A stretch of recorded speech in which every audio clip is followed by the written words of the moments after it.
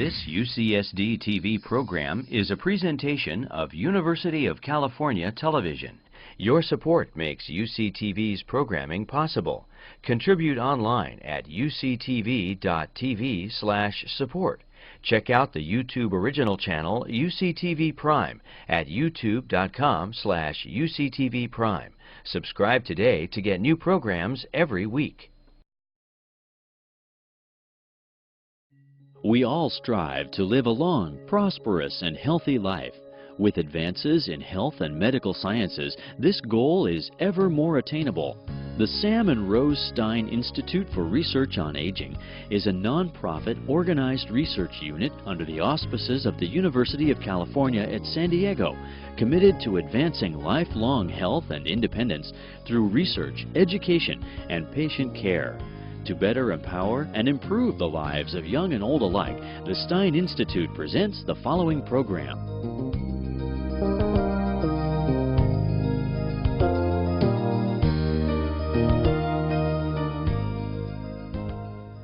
So far, we cannot avoid getting old, but our goal is to get there in style, and that is certainly my goal. I want to get there still standing up in style. Sleep medicine is a rather new field. It's only been in the last 50 years that we have learned what we know about sleep medicine, and believe me, we still know very little. There's lots to know about sleep. As you know, 1/3 of our lives is spent sleeping. Therefore, that 1/3 should be important. If you live to be 100, 33 years of your life you would have spent actually sleeping. And so sleeping is turning out to be a very, very strong health factor. And when sleep becomes bad or it's insufficient, it becomes also a very important risk factor. We used to think of sleep as the time where your brain turns off and just go to sleep, and it's sort of like a computer boots down, and then you reboot in the morning. Not so. Sleep is a very dynamic activity. It is composed of, now we can divide it into sleep stages, stage 1, 2, 3, and stage REM that everybody remembers. Basically, everybody remembers stage REM. And each of these have physiological significance. But the question is, why do we sleep? It sounds kind of silly, you know? We all sleep because we have to, right? Because we need to. I remember having a professor in medical school that was searching for substance S, you know, the substance that made us sleep. And because he didn't want to sleep, because, you know, 8 hours you're wasting of your day. And so he figured if he can stay awake and take whatever to prevent sleep, he could get more done. Well, I tell you, I like my sleep.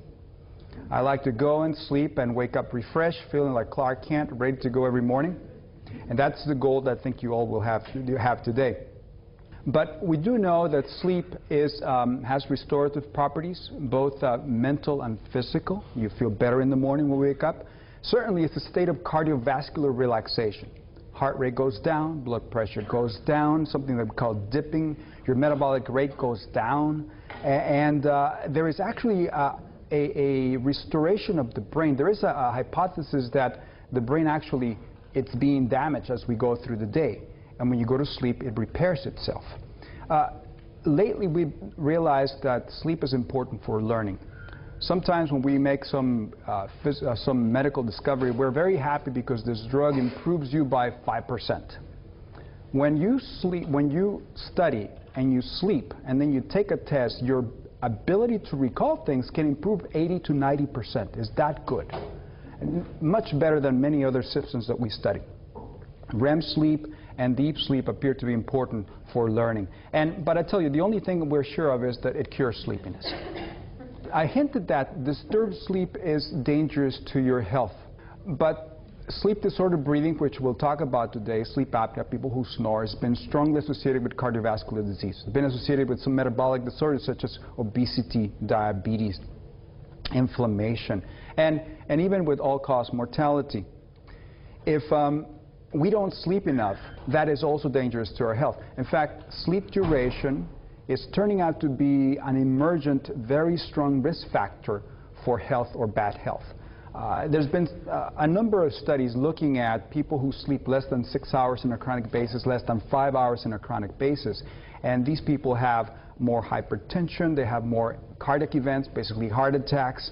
And It tends to follow the so-called Goldilocks model. This actually study came from UCSD. People who sleep less than 7 and who sleep more than 9 hours associated with more disease, more complaints, more anything. And it looks like those who sleep longer than 9 is because it's like a marker of poor health, but certainly less than 7 associated with specific cardiovascular complication. So getting a good night's sleep is very, very important.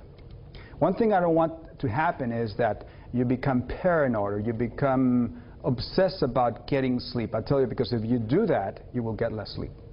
Sleep happens when you allow it to happen. Relax.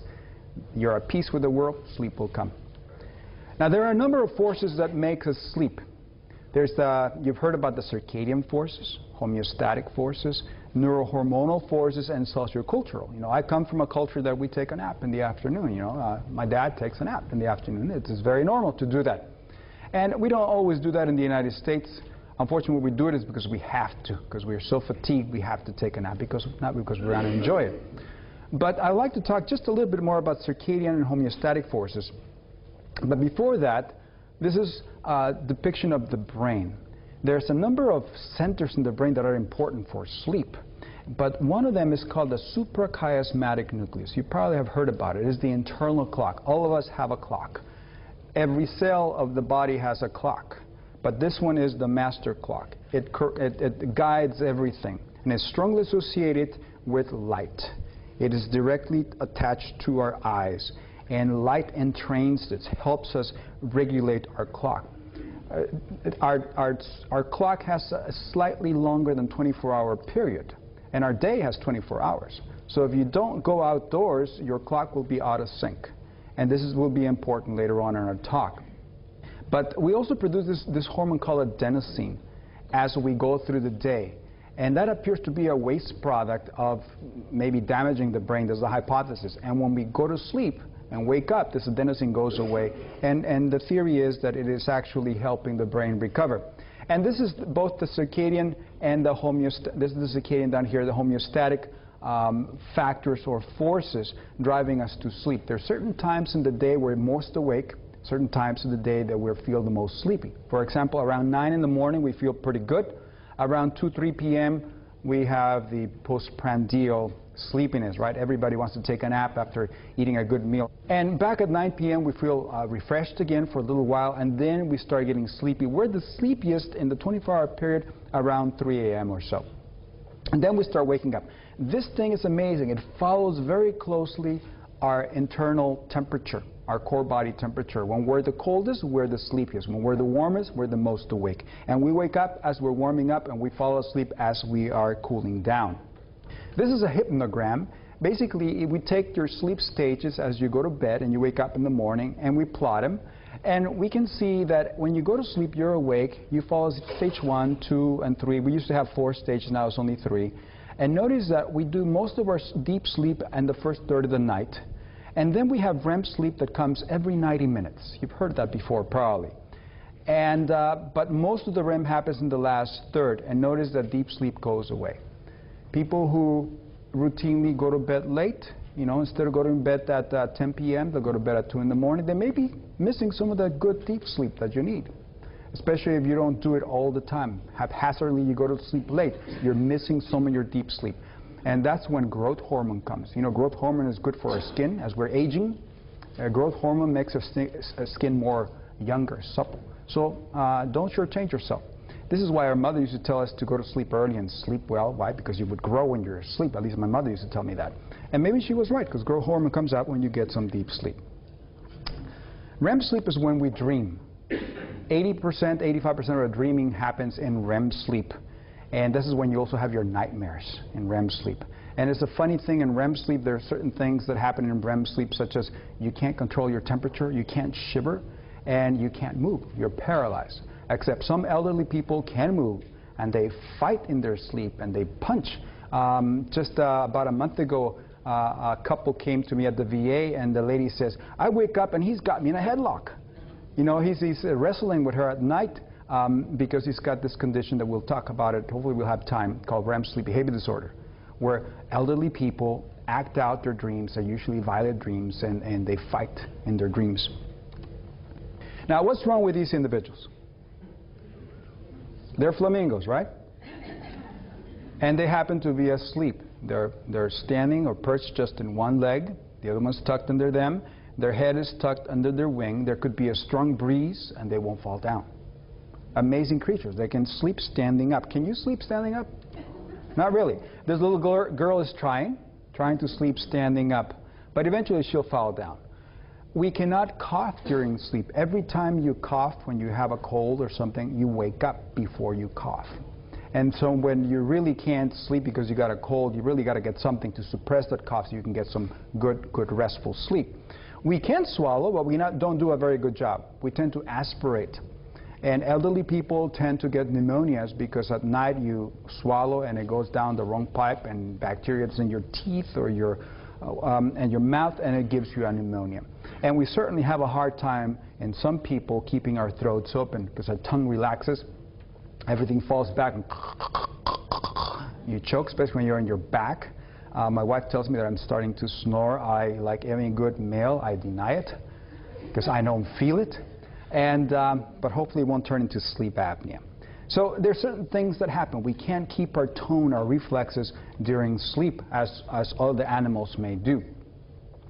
There are a few things that happen in our normal sleep physiology that may affect us as we get older. I already mentioned that we can't keep our body temperature. If you are very thin, that may be a problem. You tend to go into room temperature. You lose muscle tone in REM sleep, you're paralyzed, and that's when the apnea comes or gets worse. There's this so-called blood pressure dipping. If you're taking medications that lower your blood pressure, sometimes people get up at night and feel dizzy because the blood pressure drops. And we certainly hypoventilate. We breathe kind of shallow when we're asleep.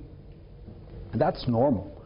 But if you already have COPD or emphysema, some type of lung disease, so we see lots of patients in our clinic with that, then going to sleep may be dangerous to their health.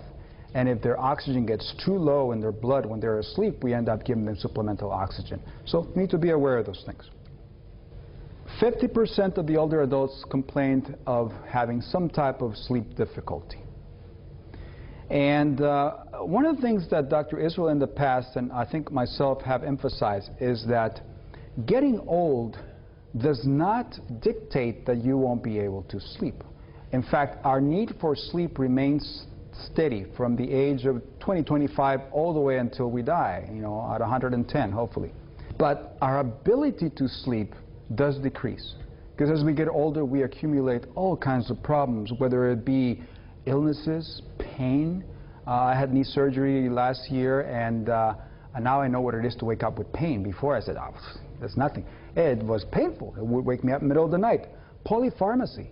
The average patient that I see has 10 to 15 medications, enough to gag a maggot. You know, something has to be done really to live in a healthy life and not have to rely so much on medications. Menopause, retirement. You know, you were used to your daily life, and all of a sudden, you know, you got all this time, you don't know what to do with yourself. Loss of a spouse, all kinds of things will affect our ability to fall asleep, stay asleep, or even sleep. And then a topic for today, as we get older, we have more sleep disorders. This is a depiction of our sleep stages as we age. Right here is at 5 years of age. Okay, you can see that these little kids have lots of slow wave sleep. That's deep sleep. This is REM sleep. REM sleep stays pretty stable all the way to the end. But look at deep sleep. Deep sleep starts faltering, and at the very end here at 85 years of age, we're doing very little sleep. And the culprit here, or the people responsible for this, are not women, are men. Women are able to maintain their deep sleep pretty much intact till the very end. Men, somehow, our brains, I don't know what happens, we don't know why. By the time we're 85, we got 5% deep sleep, when it should have been 20, 25%. Women still have about 15 to 20. So women do better than men as far as keeping their proportion of sleep. Stage 2 stays about the same. Look at WASO, means wake after sleep onset. And this is where all the other multitude of problems that we have start encroaching into our ability to sleep. We wake up a lot, wake after we fall asleep. And that really increases quite a bit as compared to when we were kids. And stage 1 sleep goes up a little bit. That's very light sleep, transient sleep. Half of the people can still hear and understand things when they're sort of falling asleep. The other people can't. So there are definite changes as we get older, but it doesn't mean that we can't sleep or that we don't need more sleep. I get always this question is, you know, I'm getting older, I don't need that much sleep. That's not true. We do need that much sleep. It's just that we can't get it because of our medical or psychiatric or social problems. The age-related changes also have to do with our suprachiasmatic nucleus, that's circadian system. Remember, the circadian system means around 24 hours, around a day's duration. Our internal clock is about a little bit more than 24 hours. We need to be entrained with the sunlight or with the sun in order for us to go in a 24-hour day. And that's called the Zeitgeber, or a time giver. It's German, so I'm not sure I'm saying it right. But the bright light of the sun is the major time giver that entrains us into a 24-hour day. If you remain indoors all day long, you're eventually going to come off of that, and elderly people tend then to go to bed really early and then wake up really early and then pitter-patter around the workshop and bother everybody in the family. And they call it sundowning and all kinds of things. But it affects work schedule, and also things that entrain us will be our work schedule and our clocks. Looking at the clock also helps us keep this rhythm. Well, as we get older, this system that keeps us entrained with the world tends to falter a little bit, because our brains, I'm showing here a brain that is younger, a brain that is older, how it's got bigger holes inside and less gray matter. So as we get older, we tend to get some cerebral atrophy, and so this suprachiasmatic nucleus also atrophies, and so it's weaker. The amplitude is not as big. In other words, the going from being really awake to really sleepy is not that big. Everything becomes the same, basically just sleepy. And also elderly people are not exposed to much sunlight. How many of you spent 1 to 2 hours a day in the bright sunlight? Very few, very few. Why? Because we're afraid of cancer. I tell you, if I'm 85 years old, who cares about cancer, right? I'm 85 years old already. But I'm talking about bright light in the morning. It doesn't cause cancer. You know, if people would spend 1 hour bright light in the morning, every morning upon waking up, there would be fewer sleep disorders, and people will sleep better and feel better. Just that. In fact, it's a great antidepressant, natural antidepressant, being outdoors. And the end result is, for elderly people, advanced sleep phase. People end up going to bed early, get up late.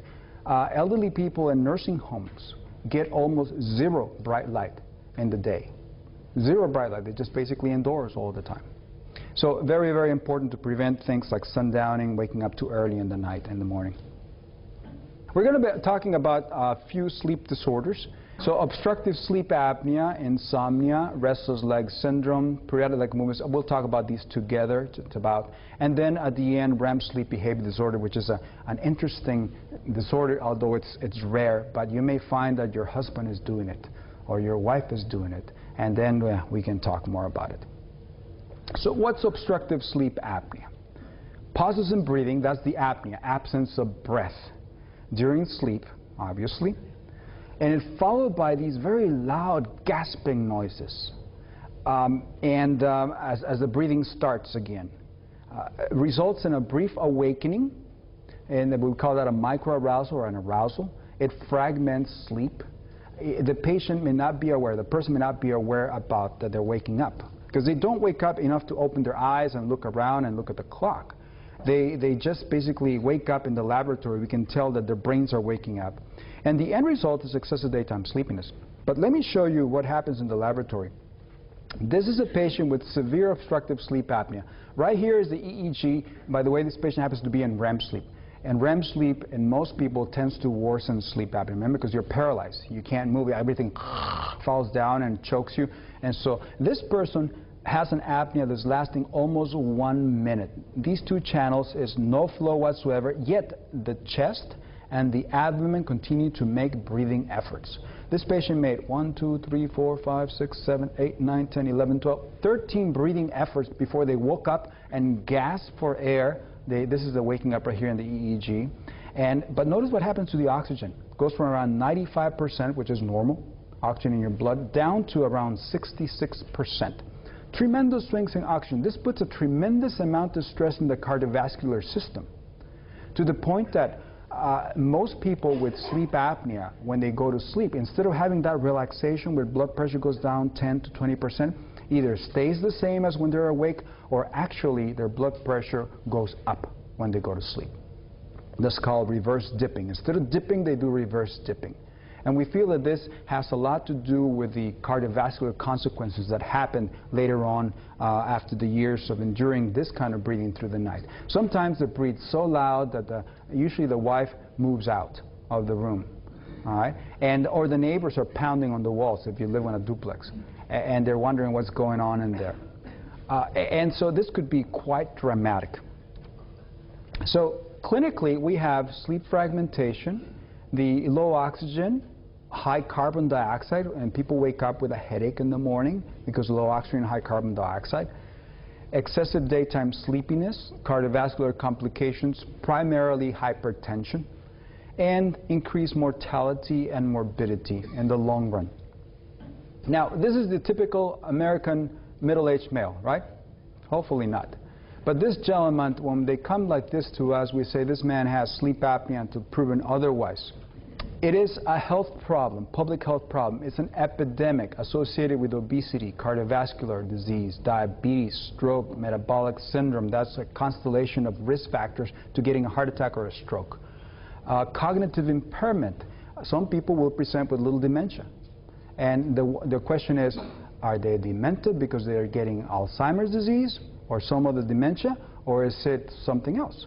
And so we do a sleep study, and they have sleep apnea. We treat them. And sometimes we get lucky and their dementia goes away.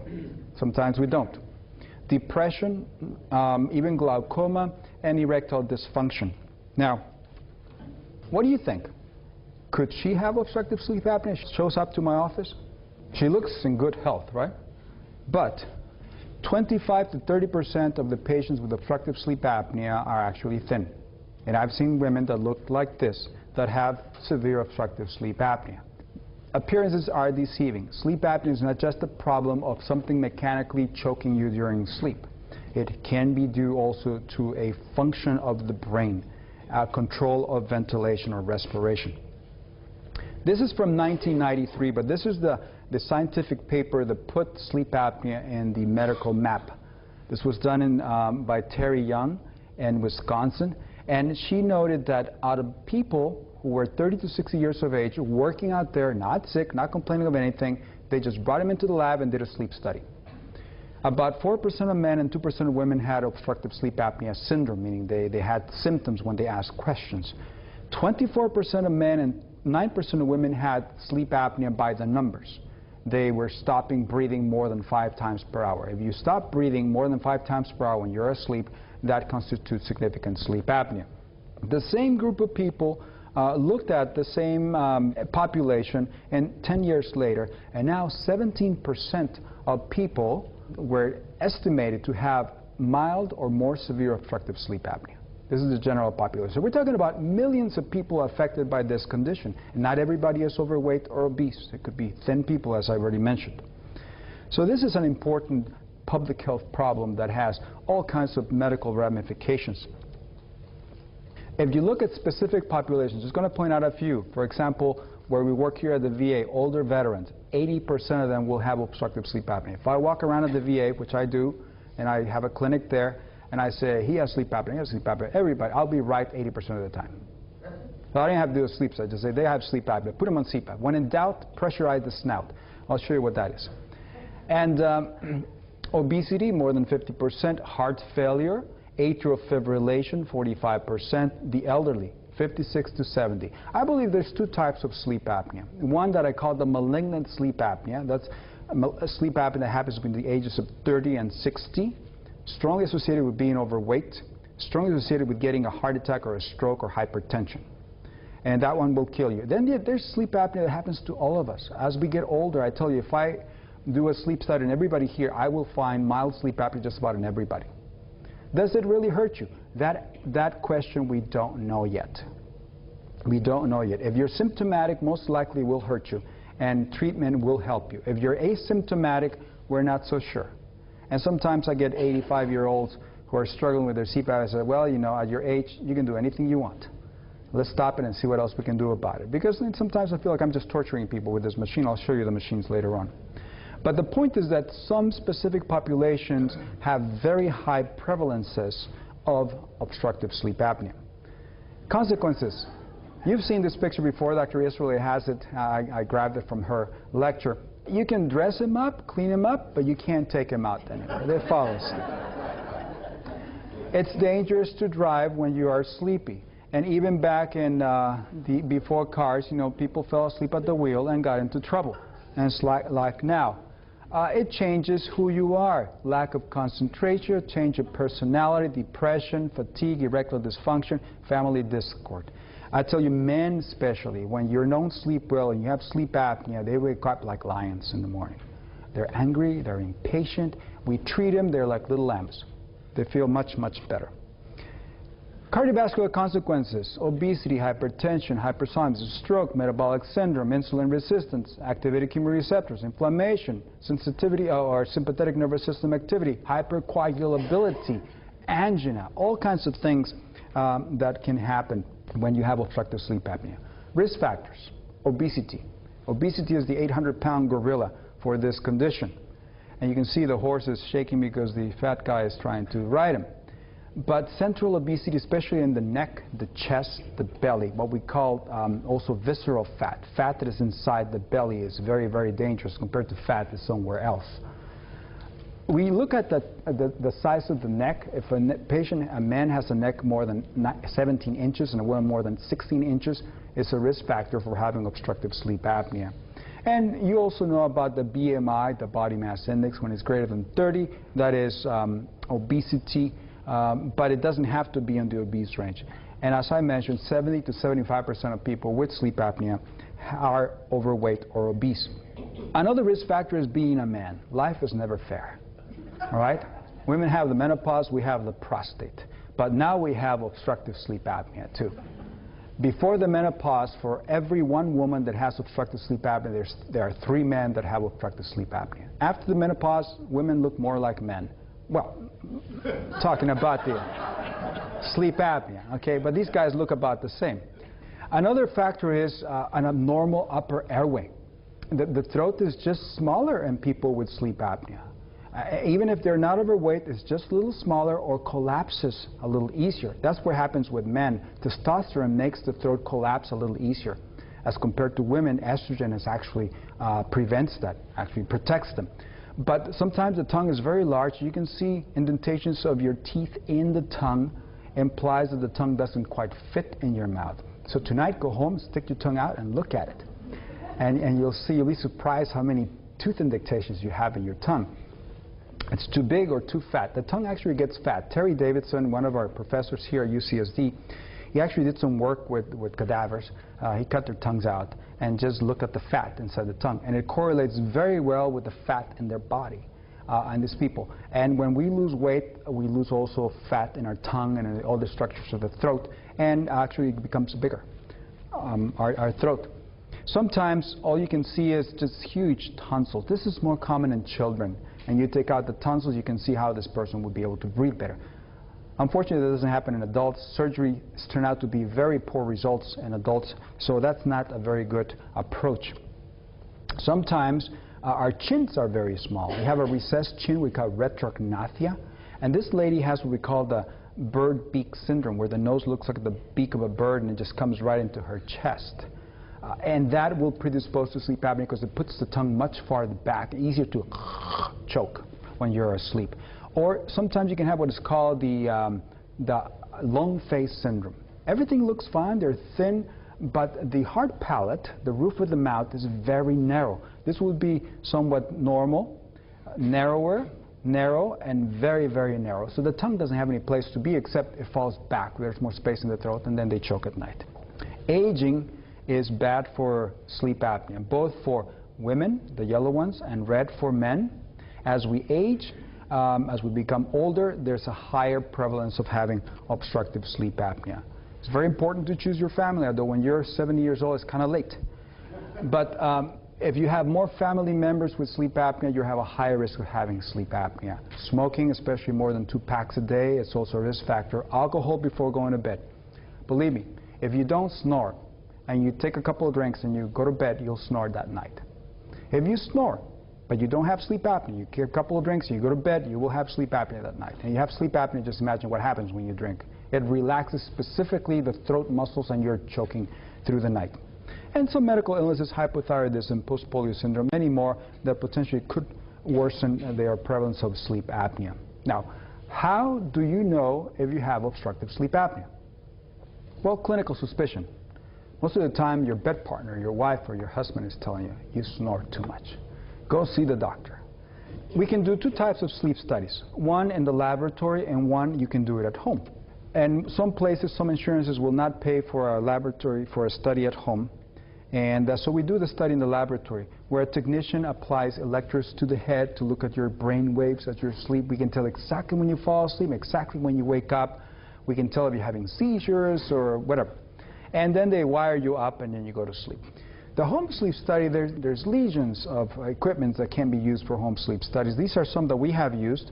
This one is very common.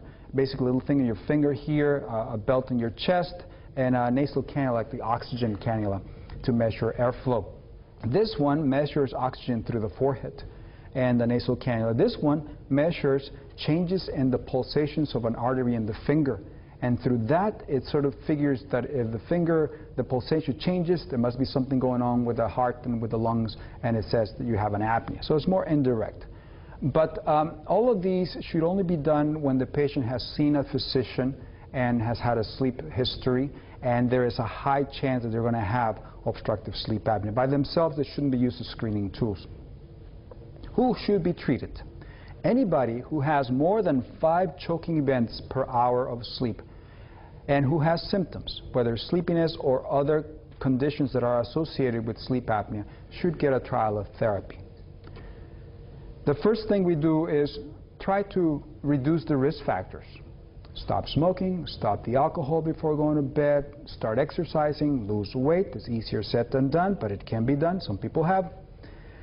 Very good to keep good sleeping habits. Very, very important. But the best therapy we have so far, whether you like it or not, this is the best thing we've got so far, is CPAP. It stands for Continuous Positive Airway Pressure.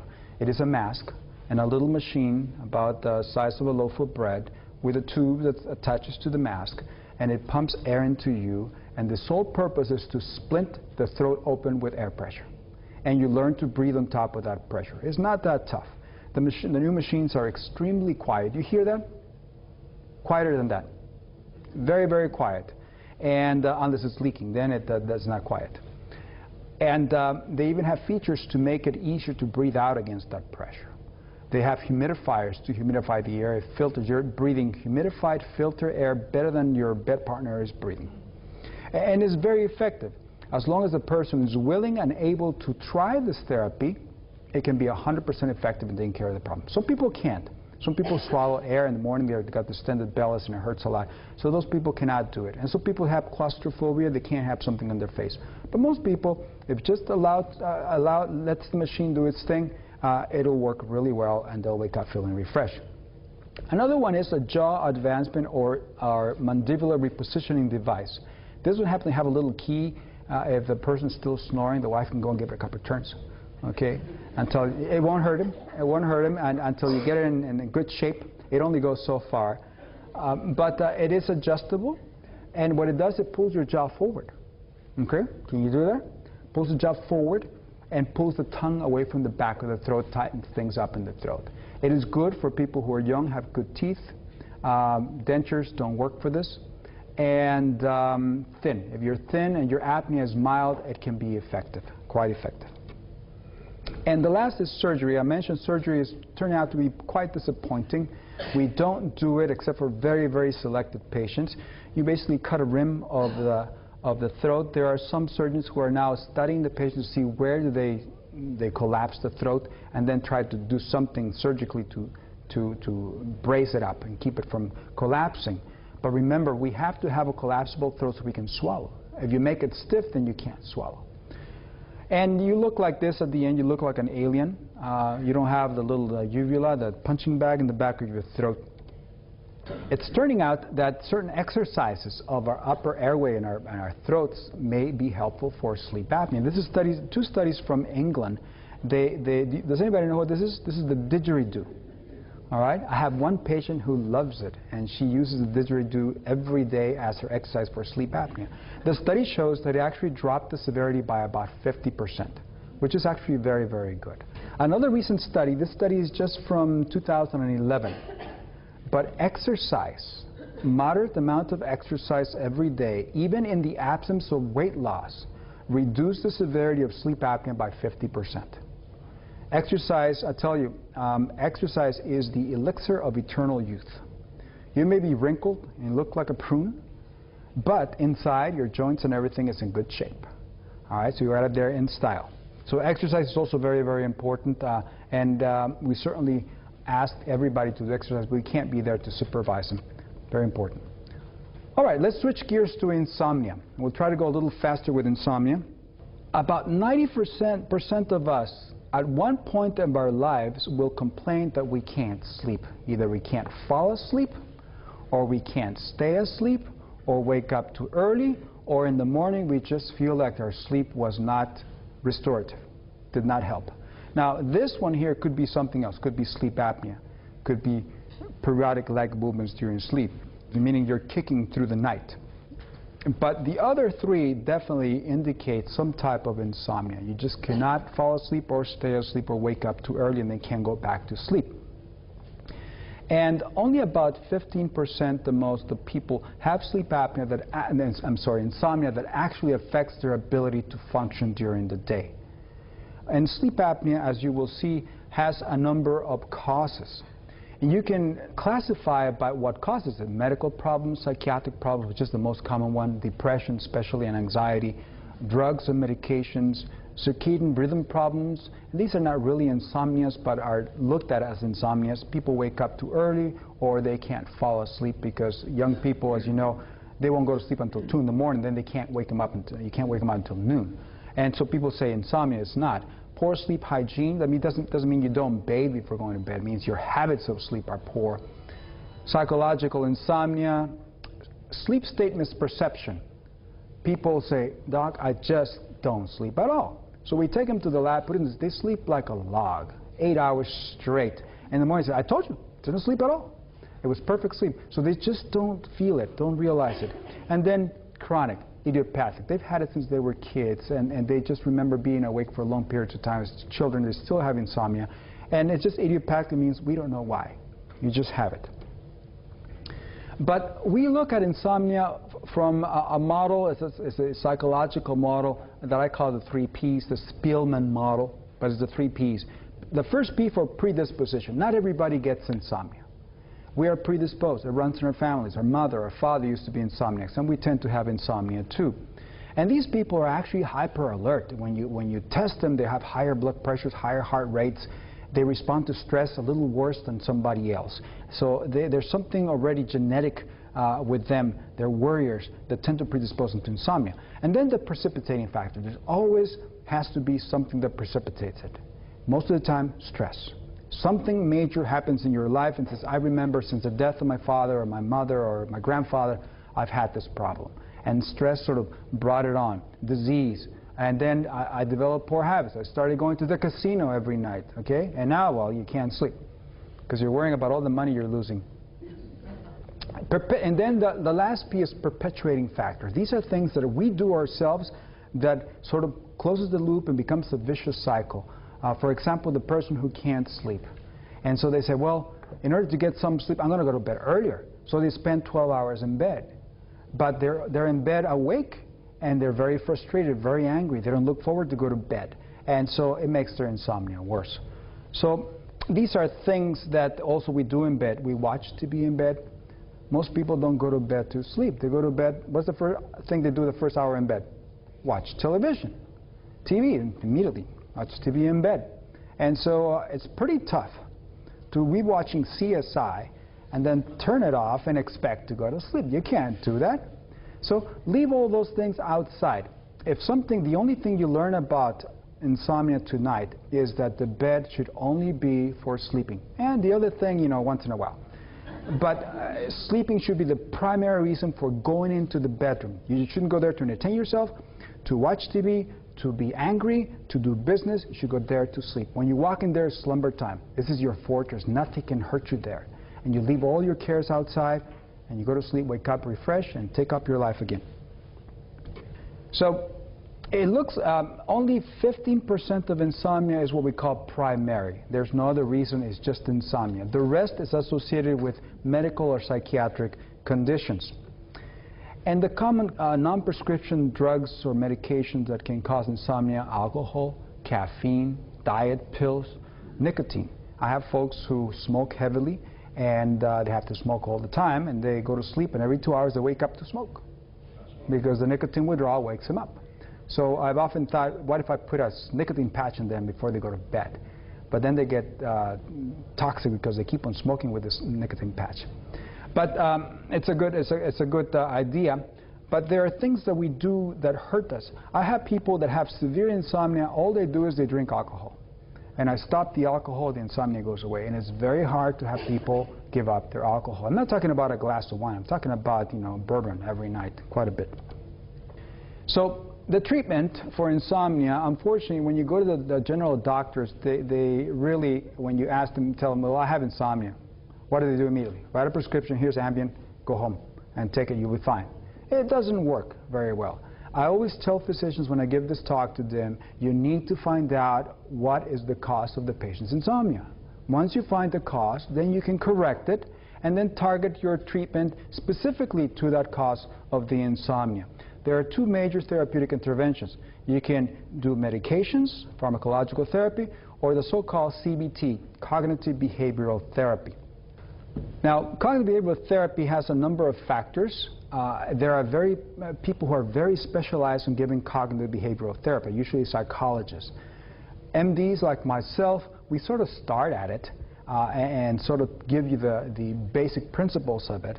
But if it's really heavy-duty CBT, we have to send you to a psychologist, and it's usually an 8-week program to help you unlearn the bad habits that you have, the maladaptive behavior that's keeping you with the insomnia. But we start with sleep hygiene, good sleep habits. Relaxation leaves the stress outside of the bedroom. Stimulus control is another technique that teaches you that the bed is only for sleeping, nothing else. In fact, if you wake up in the middle of the night and you can't go back to sleep within 20 minutes, or what you think is 20 minutes because your clock is covered, you don't want to watch the clock, then the thing to do is, if you start getting upset and about to curse my name, you get out of bed, go sit down, relax, read something until you're dozing again, and then you go back to bed. You repeat that until you either fall asleep or the alarm clock goes off. And eventually you learn that the bed is only for sleeping. Sleep restriction improves your efficiency. People who stay in bed 12 hours hoping to sleep 4, we actually restrict them only to 5 hours in bed, and all of a sudden they say, wow, I can sleep. And then slowly we trick them. We start increasing the time in bed until eventually they're sleeping their 8 hours per night.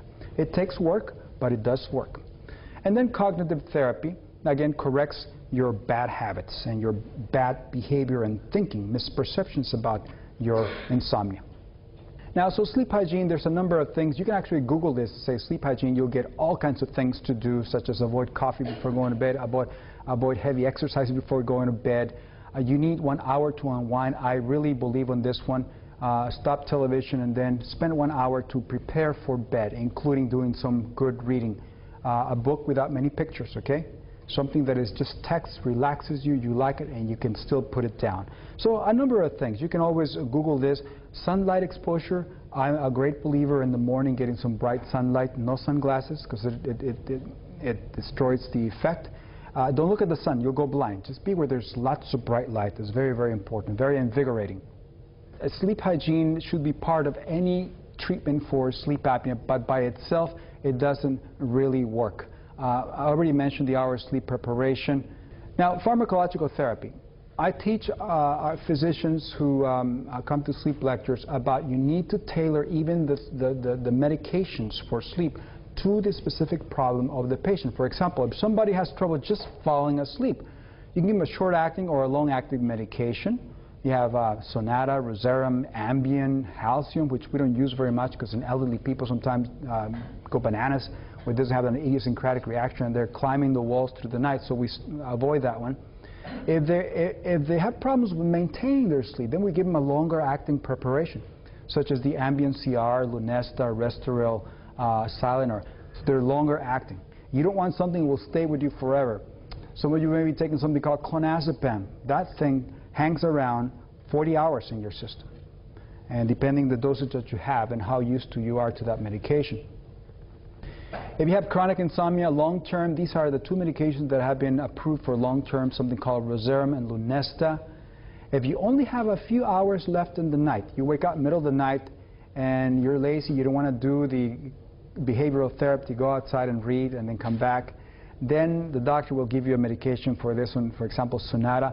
Or there's a new one just came out in February or January called Intermezzo. And it's just Zolpidem, just at a lower dose. And it's sublingual. It melts in your mouth, not in your hands. And that's so that you can sleep and still wake up not feeling too groggy with these medications. Again, I do not provide sleeping medications on our first date. Only after I know why you have the condition. And rarely do I give in. It's when somebody basically just comes, I want medications or else. And even then we fight it off a little bit before I give in. But effectiveness of these medications versus CBT. The effect size is about the same. You can only expect to improve about 50% of your problems with either medications or cognitive behavioral therapy. Cognitive behavioral therapy is superior in reducing the ability to fall asleep, improving sleep quality, and up to 80% of people will benefit from cognitive behavioral therapy. If you look at people who are insomniac, 6 months later, the people with CBT will be doing better than those people with treatment. And by the way, if you're taking a medication, as soon as you stop it, the effect is gone. You still have your insomnia. Now with cognitive, you've changed. You have adapted to your problems. Speed of action, obviously medications work faster. By about 4 to 8 weeks, they're about the same as far as the effect. The CBT catches up. And definitely long-term effectiveness, CBT is much better. And as I mentioned, if you stop your medication, you have insomnia still. In fact, sometimes you have rebound insomnia.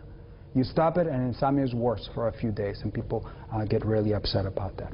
Now, can sleeping pills kill you? How many of you heard this in the news about that sleeping pills associated? Good, quite a few of you. But this is a study again, Dr. Kripke, Dr. Klein, I don't know this physician, I know these other two, they're from Scripps. Dr. Kripke also still works at UCSD. They looked at a lot of people, 10,000 insomniacs, 10,000, and 23,000 people who were match controls, who looked like the insomniacs but did not have insomnia, were not taking medications. And these folks were taking sleeping pills. And they followed them for 2.5 years, and the results, those people who were taking sleeping pills, they had almost a 3-fold increase in dying and death. Now some people will say, well, that's just because they were sicker, that's why they need medication. But they control all kinds of things, even for pre-existing conditions, and it wasn't the pre-existing conditions. I don't know what to tell you whether the sleeping pills were the cause. One thing that the paper doesn't talk about is maybe insomnia is what's killing you. It's not the pills, it's the insomnia. So it would be nice to do a group where his insomnias, don't treat them and see how long they last, versus those who don't have insomnia. They'll probably go crazy and commit suicide. All right, so it's something to ponder about. This is not the first study. There's about 20 other studies, smaller ones in the past, that have sort of shown the same thing. This is why, in my practice, I stress more cognitive behavioral therapy, working a little harder rather than relying on medications on a chronic basis. All right. This is restless leg syndrome. This patient is exhibiting problems with restless legs. And what is restless leg syndrome? It is not a sleep disorder. It's a neurosensory movement disorder that happens when you're awake, not when you're asleep. It may worsen as you're trying to fall asleep, but you are aware that you have it if you have it. And this is how you make a diagnosis, is the urge. It's an urge to move the legs, a sensation, usually from the knees down, but it could be higher up, it could be the arms too. Happens when you're resting. It is worse or only happens in the evening. You're sitting down, like in this lecture, you just can't keep still. You're moving around. And if you get going, get up and walk, it immediately goes away. You sit down again, 10, 15 minutes later, it comes back again. That's restless leg syndrome. You have to have all of them to have the syndrome. About 15% of the population have it. There are certain conditions that make it worse, such as being pregnant. Up to 30% of pregnant ladies will have this condition. It goes away after they deliver, and most of them can be familial. An important thing is we need to check the iron levels in your blood. Ferritin is a type of iron that we have in our blood. When ferritin is low, it can be the cause of the restless legs. And it's very nice when we are able to treat that and the restless legs goes away. It can range from nothing, you know, it bothers me once in a while, to debilitating. I have patients that, or have had, because now they're good, they're well, that they couldn't sit still. I'm sitting there interviewing, they're walking, pacing back and forth. The restless leg syndrome wouldn't allow them to sit down. And I saw this patient that had that problem just last week. He's sitting down with his legs crossed, and he was very, very happy. It is worsened by smoking, overexertion, and certain medications. Not important to go over them right now, but the important one here is tricyclic antidepressants and other antidepressants can make this condition worse, if not cause it. Prozac, 25% of people with Prozac will have some degree of restless leg syndrome. In fact, when they're asleep, they have what we call Prozac eyes. Their eyes are bouncing up and down the entire night when they're on Prozac. I tell you, these are mind-bending drugs. They have a role, but sometimes the side effects can be quite striking. Periodic leg movements during sleep, these are people who kick every 4 to 90 seconds, they kick, and they kick. Usually it's every 20 seconds. Kick and kick. And each one of these kicks can wake them up and can be very disturbing to the bed partners, kicking all night long. And in the morning they feel like they didn't rest because of the kicking. And this is a polysonogram, somebody who's kicking all night long. It didn't bother their sleep, but kicking every 20 seconds, kicking all night long. When this leg movements during sleep actually causes daytime dysfunction, sleepiness, fatigue, then it becomes PLMD, periodic leg movement disorder, not just periodic leg movements during sleep. And we use the same index as in sleep apnea. If it's more than 5, we consider it significant. More than 15, that's when Medicare starts paying attention and paying for it. How do we diagnose it? Again, someone presents with sleepiness, and they don't snore, nothing, and bed partner says they kick a lot. Non-refreshing sleep. The bed covers in the morning are in disarray. It looks like you've been fighting with them. In the winter, you wake up cold because the bed covers are on the floor. You've been kicking at them all night long. And also waking up at night. Frequent awakenings. And it gets worse as we get older. Children have very little, adults not so much. The elderly, up to 35% of the elderly may have periodic leg movements during sleep. Not restless leg, periodic leg movements during sleep. So associated conditions, aging, neuropathies, diabetes with neuropathies will tend to get more restless legs. Back injuries that causes leg pains also causes problems. Iron deficiency also, as I mentioned, for the same as restless legs. Kidney disease. And when the kicking comes, when you have kidney disease, it doesn't vogue very well on that condition. So there is a connection between restless legs and the PLMS. And when people have restless legs, up to 80% will have PLMS. But if you have PLMS, only 20% will have restless legs. So there is a connection there, the connection also of the low iron levels in the blood. How do we treat this? There are good medications. It used to be that these poor folks with restless legs, when it's so severe, there was nothing you could do, and people suffer in silence all this time. You can't take them anywhere. You go to the opera and you're moving up and down, and so people just kick them out of the opera hall. But nowadays there's medications that we can use that are quite effective, but they're not perfect either. They're quite effective. We use something called Mirapex, Requiem. These are medications that we use to treat people with Parkinson's disease. And they work also for this condition. Except that in severe cases, it tends to escape it after a year or 2 years of use. And so you need really a specialist to help you manage these medications. And certainly iron supplements if the iron is low. This is something I wanted to do for a long time, but somebody jumped the gun and did it. And it says, why did you just massage the legs? So they invented a massager. This thing is like when you go to the hospital, they put these Venodynes to squeeze your legs. Well, this one gently squeezes your legs, massages your legs, and people feel better. The last topic that I have, the last sleep disorder is REM sleep behavior disorder. This condition is rare. It is primarily a problem of older men, 70s, 80s, 90s. But it has been described in children, has been described also in women, but it's primarily men. And the problem with these men is that they're able to act out their dreams. These are REM sleep-related dreams. As you remember, in REM sleep, we cannot move. We're virtually paralyzed, except for our breathing and our heart, thank God. But in our eyes move. But these folks will be able to move. And these dreams are not just regular dreams. They're really scary dreams, or they're fighting. I have an uncle who has it, and he's had it for many years. And the wife would call me and tell me that he fights dirty at night. He would bite her in the middle of the night, puts her in a headlock. So I put him on medication, and he's done fine since then. They fall out of bed. For many years, these folks used to tie themselves to bed because we didn't know what it was, so they wouldn't fall out of bed. But often they injure themselves or injure their spouses or their bed partners. And there have been celebrated murder cases where they got off with the diagnosis of REM sleep behavior disorder. I don't think it was REM sleep behavior. You can't go to the kitchen, grab a knife, and then stab your wife and say it was RBD. These people cannot walk. They can swing their arms and roll around, but they cannot get up and walk. That was probably premeditated first-degree murder. Who knows? Anyway, but one of the important things about this condition is that 85% of these patients will develop Parkinson's disease, or they already have some degree of Parkinson's disease that is subclinical, has not been diagnosed. So very important, if you're having symptoms like this, go to your doctor, have a sleep study, so that then plans can be made to start your therapy early.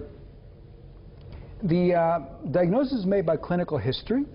The polysonogram also helps us make the diagnosis because we can see how the loss of tone all of a sudden is regained while these people have REM sleep.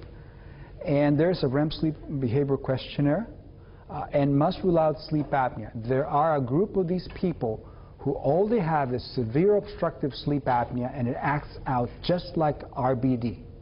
And they're fighting and acting out their dreams, and we put them on CPAP, and this syndrome goes away. So it's important to differentiate them, so this is why we do a sleep study on this individual. So don't think you're going to get Parkinson's. It could be plain old sleep apnea. So how do we treat it? Make the bedroom safe. Remove any sharp edges, from the corners, from the sides of the bed, because people fall and you hit your temple in some sharp corner. If necessary, we put the mattress on the floor so that they roll out of bed, they don't go very far. And lock the doors and put heavy curtains in the windows in case they go against the window, although it's less likely. We counsel patients about Parkinson's disease, and then treatment. Treatment happens to be very effective. Tiny doses of clonazepam, Klonopin, 1/4 milligram, the most 1 milligram at bedtime, like a sleeping pill, extremely effective, takes it away. If you give too much, then you have problems. You don't want to wet the bed or do things like that. But it's extremely effective. And nowadays also high doses of melatonin may also work, but melatonin in high doses may increase your blood pressure, so you got to be followed by a doctor. You can't just self-medicate yourself. So this is REM sleep behavior disorder. Rare, but it's quite striking when you see it. It's sometimes kind of funny, and people tell you what they were dreaming about and what they were doing, and how they were beating up on their spouse. But anyway, and I believe this is all we have. Thank you very much.